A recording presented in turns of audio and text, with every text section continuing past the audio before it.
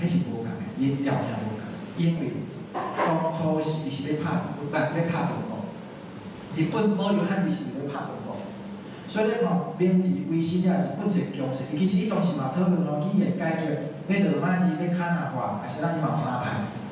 啊尾啊，国主义拢主张要汉字，为啥要用汉字？伊要占中国了，要人命地较好去。军国主义这历史本来拢有啊，所以是因为伊会当伊有条件要拍中，所以要保留着汉字是要通来统治中国的。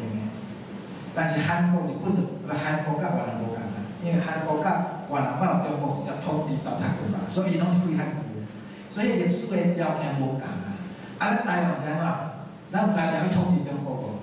当然100担、200担以后看有可能无，但是现处是讲他绝对无可能嘛，对无？啊，所以若安尼时阵吼，迄个汉字啊，讲迄华语，迄个足着千人难解有办法，这是我的见解吼。